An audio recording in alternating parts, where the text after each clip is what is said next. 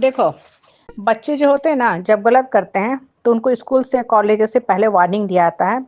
फिर भी अगर वो गलती पे गलती करते हैं, तब कुछ दिन के लिए उनको सस्पेंड किया जाता है और उसके बाद अगर नहीं सुधरते हैं, फिर वही गलती करते हैं, तो उनको क्या किया जाता है, स्कूल से बाहर कर दिया जाता है। NFT, NFE, not fit for education, not fit for technical education. मतलब कॉलेज के बच्चों को, स्कूल के बच्चों को हमेशा-हमेशा के लिए स्कूल से निकाल दिया जाता है। अब देखो, बच्चा की गलती करने पे उसको इतनी बड़ी सज़ा दी जाती है कि उसका करियर ही खराब कर दिया जाता है, ठीक है? तो क्या परिवार, समाज, हित, नाता, रिश्तेदार जहाँ लड़की के साथ, बहू के साथ, बहन और बेटी के साथ गलत सलूक किया जाता है, तो उनके खिलाफ कोई कार्रवाई नहीं होनी चाहिए? ये हमको खुद से पूछनी चाहिए। देखो, बच्चा को पहले सज़ा क्यों दिया जाता है? ताकि वो सुधर जाए। हाँ, फिर उसको सस्पेंड किया जाता है। अगर फिर भी वो नहीं सुधरता है, तब उसको वार्निंग देके हटा दिया जाता है स्कूल से।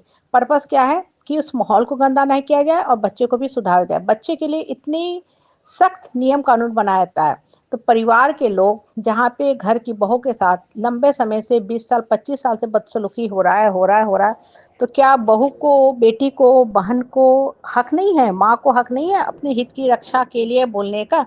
हालाँकि अभी भी जिस समाज में हम रहते हैं, बहुत लोग ऐसे हैं जो सत्य बोलो तो उससे सबक नहीं लेते हैं।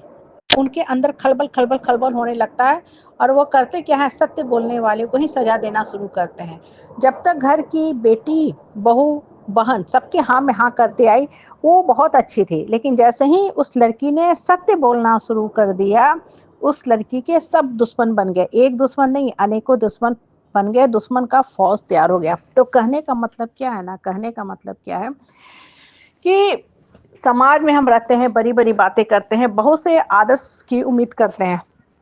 बहुत से हम आदर्श की उम्मीद करते हैं कि आदर्श के रास्ते पे चलें। तो क्या उस समाज में हम लोग परिवार के लोगों से आदर्श की उम्मीद नहीं कर सकते हैं कि परिवार के लोग जो हैं, अपने घर की जो बहू है, उसके साथ सही ढंग से पेश आएँ, उसके साथ बदसलूकी ना करें, मान-सम्मान से उससे बातें करें? ये चीज़ हमें अच्छे से खुद से पूछना चाहिए। पत्नी को अपने पति को सम्मान देना चाहिए, घर के लोगों की सेवा करनी चाहिए, काम करनी चाहिए, सब करनी चाहिए। तो क्या पत्नी को मान-सम्मान लेने का हक नहीं है? घर की बहू सबकी सेवा करती है, तो जब घर की बहू को भी ज़रूरत पड़ता है, तब परिवार के लोग कहाँ रहते हैं?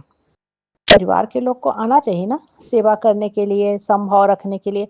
तो वहाँ पे तो परिवार के लोग दूर-दूर तक कहीं नहीं दिखते हैं। वो हाँ, ईद का चाँद बन जाते हैं, ईद का चाँद बन जाते हैं।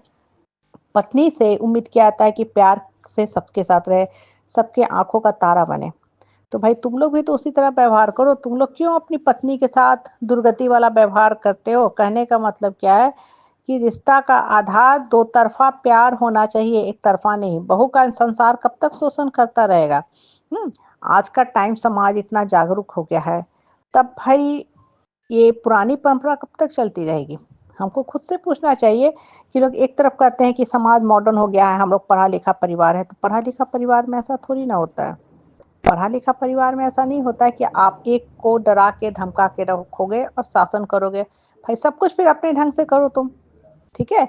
तो ये चीज़ें हमें खुद से पूछना चाहिए और देखो जब तक समाज जागरूक नहीं होगा, ठीक है? सब लोग अपने अधिकार के प्रति जागरूक नहीं होंगे, परिवर्तन नहीं होगा। अभी देखो बिहार में इलेक्शन हुई है, ज़बरदस्त वोटिंग हुई और वोटिंग से फ़ायदा क्या हुआ कि अब तो परिणाम आ जाएगा ही।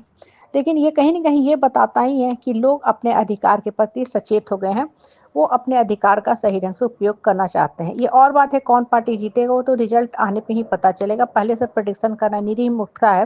वो सिर्फ़ टाइम पास है जो टीवी में, मीडिया में लोग न्यूज़ दिखा-दिखा के करते रहते हैं। बट एक चीज़ जो सीखने वाली बात है वो ये है कि अब बिहार के जो लोग हैं, महिला हैं, अपने अधिकार के प्रति सचेत हो गई हैं, इसलिए लोग खुलकर वोटिंग कर रहे हैं। कहने का मतलब क्या है कि जीवन में ना जब आप खुलकर जीना शुरू करोगे ना, तभी आपको जीने का अधिकार मिलेगा। जब तक आप लल्लो-चप्पो करते रहोगे ना, ठीक है? लल्लो-चप्पो करते रहोगे, लोग आपको अधिकार नहीं देंगे, कुचल के रखेंगे। और पत्नी कभी भी गुलाम नहीं होती ना, उसका भी अपना विचार है, उसको भी बोलने का हक है। तो उससे आप कैसे उम्मीद कर सकते हो कि आपकी हर बात में हाँ में हाँ करेगी? जब तक पत्नी सबकी हाँ में हाँ करती है, वो आदर्श बहू बनती है। तो परिवार को भी आदर्श होना चाहिए ताकि बहू आदर्श के रास्ते पे चले। नहीं तो बहू के साथ गलत करोगे तो सज़ा पाओगे ही पाओगे।